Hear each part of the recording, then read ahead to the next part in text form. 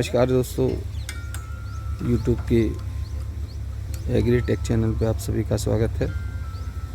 मैं आपका दोस्त और होस्ट शिखर एक नई वीडियो में आपका स्वागत करता हूं। जैसा कि आप सामने हमारे पे देख पा रहे होंगे, एक मशीन खड़ी है जिससे हम हैप्पी सीडर कहते हैं।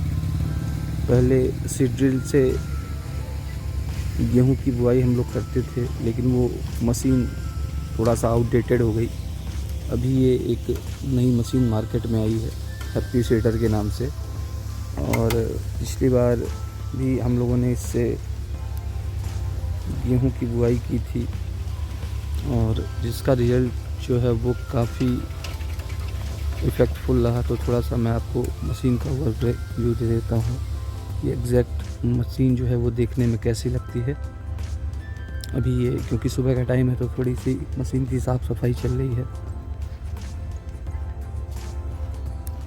इसका सबसे बड़ा एडवांटेज ये होता है क्योंकि इसमें सीड्स और आपके जो फर्टिलाइज़र है वो एक साथ पड़ जाते हैं। तो क्यों नहीं भैया अपेक्षा करें, ये 1 बीघे में इसमें ये बताइए, मान लीजिए जैसे एक रेशियो का देखा है एकड़ का, ठीक है, तो 1 एकड़ में हम इसमें कितनी खाद लगती है और कितना बिया लगता है? अब 1 एकड़ में ये जान लीजिए कि 45 किलो खाद। 45 किलो खाद में क्या क्या रहता है? डीएपी 45 किलो डीएपी डालनी है। और बिया हमें कितना डालना है?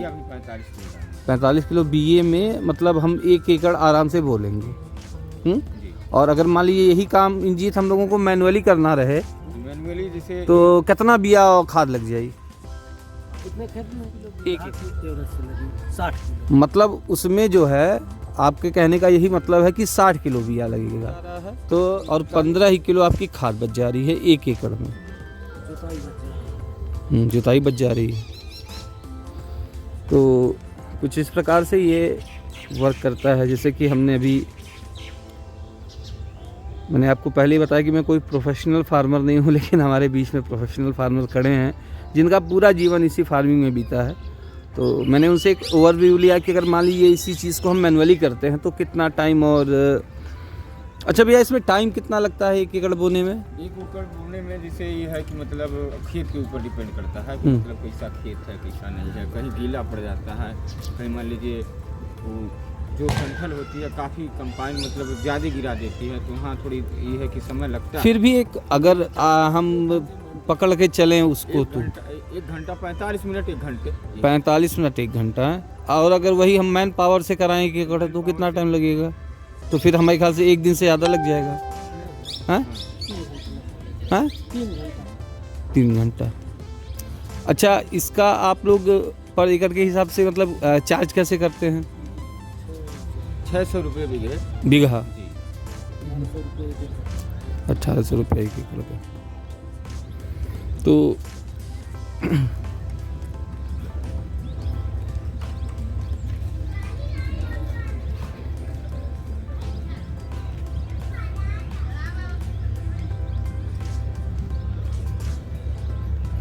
इससे बीज गिरता है, ये आगे है बना है, इसे फर्टिलाइजर, ये बीज वाला है, ये सीड है जी, इसमें से सीड गिरता है जी जी, इसे फर्टिलाइजर गिरती है खाद। ये आपका कम बेसी करने वाला है। ये इसका डोंगा है।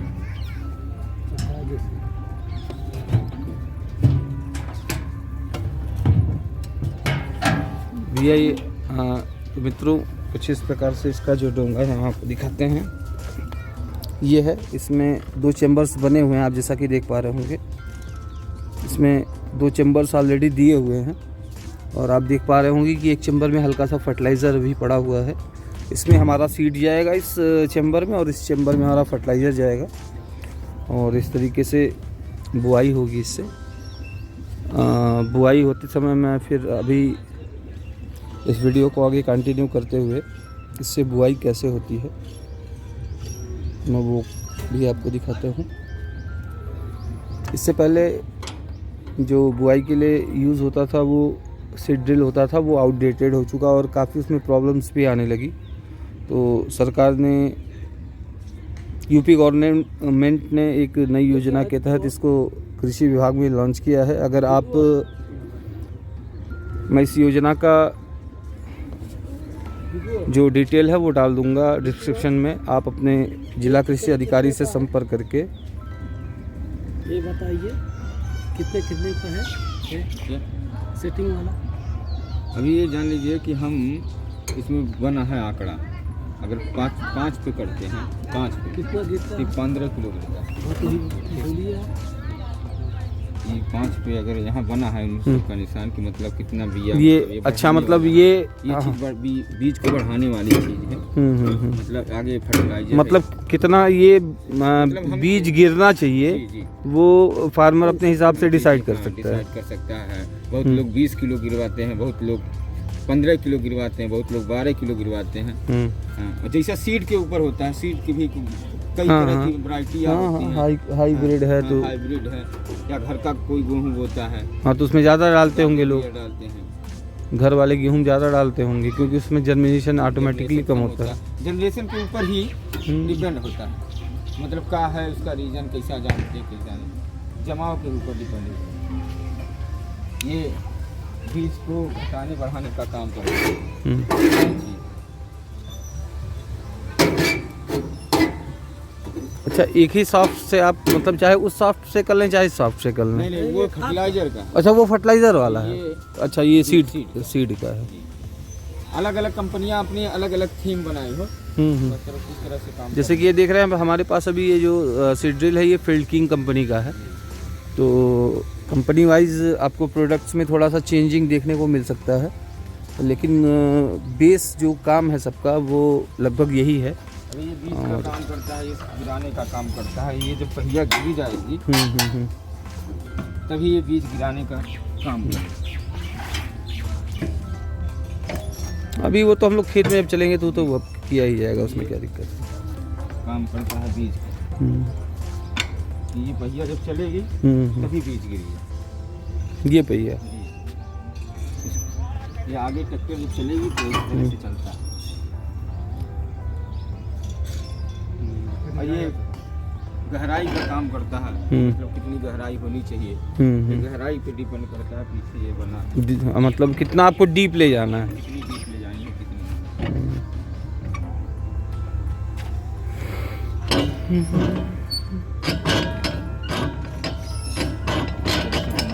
बढ़ता है।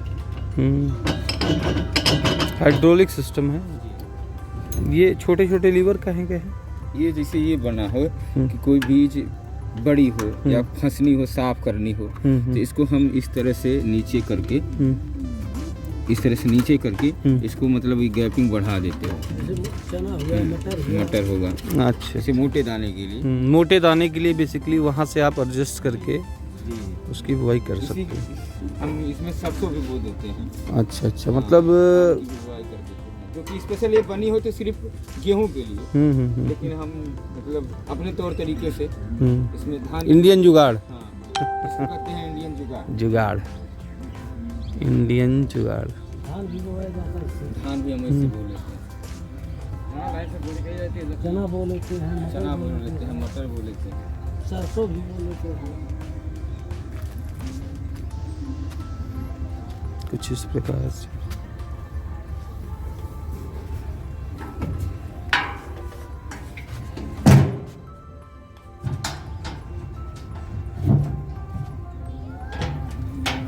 कुछ इस प्रकार का मैकेनिज्म जो है यूज़ किया गया है।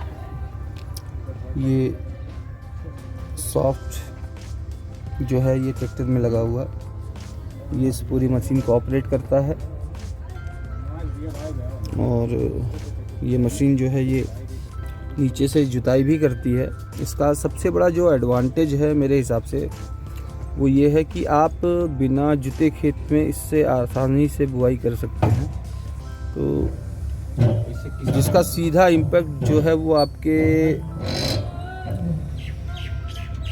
लागत पर आएगा, क्योंकि अगर आप जुताई करवाते हैं और वो भी एक खेत की जुताई एक बार ही नहीं कई बार में होती है, तो वो पैसा जो है वो आपका, अगर इससे आप बुआई करवाते हैं तो निश्चित वो पैसा आप सेव कर सकते हैं।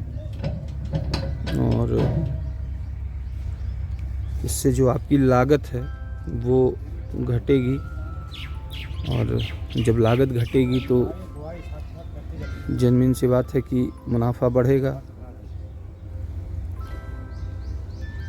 और जैसा कि मैंने आपसे पहले बताया कि पारंपरिक खेती में अब कुछ रह नहीं गया है, तो किसानों को थोड़ा सा आधुनिकीकरण की तरफ आना पड़ेगा, वरना खेती में सरवाइव कर पाना बहुत मुश्किल है।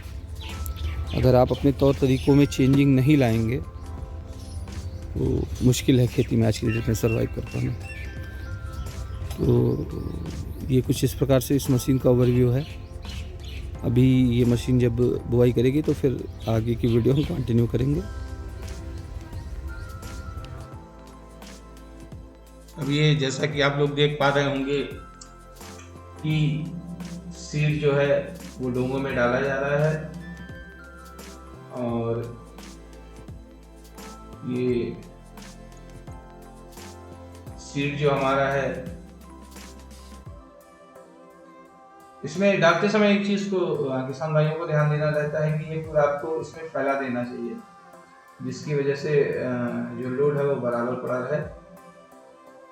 सीड हमने पहले वही कुछ फिलअप कर लिया था, अभी हम इसमें डीएपी डालना है और डीएपी डालने के बाद जो है वो इसकी जुताई हम स्टार्ट करेंगे और फिर आप अच्छी तरीके से इस चीज़ को मैकेनिज्म को समझ पाएंगे कि ये मैकेनिज्म कैसे काम करता है।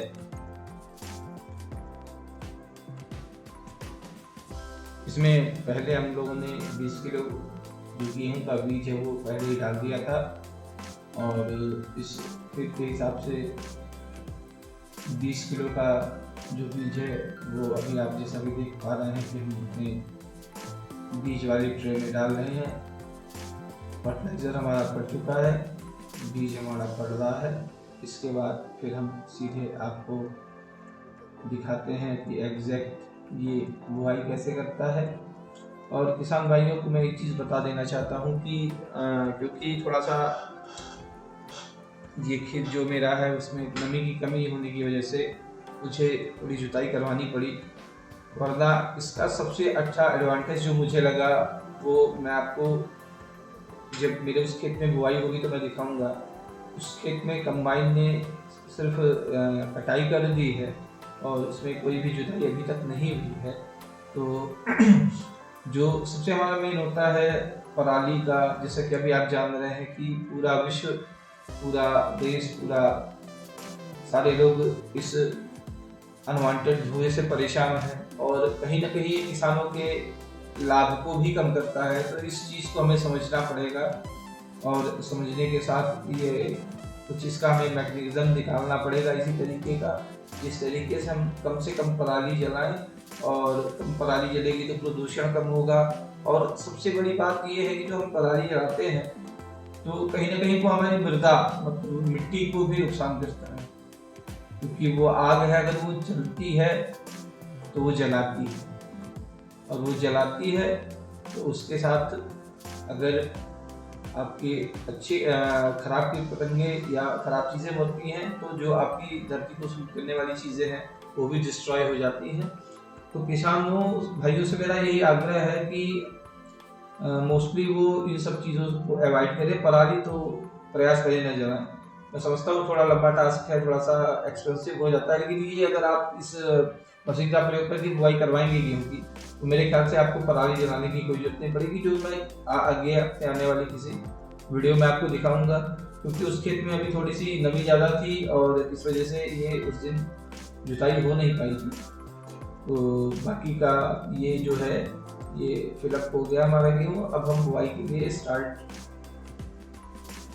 और इससे जुताई करवाने का सबसे बड़ा एडवांटेज जो है बुआई कराने का सबसे बड़ा एडवांटेज जो है वो जब आपकी फसल इनिशियल स्टेज पे उगना स्टार्ट होती है तो वो एक लाइन से देखने में इतनी सुंदर लगती है कि कोई भी देख करके आपकी फसल को मोहित हो जाएगा।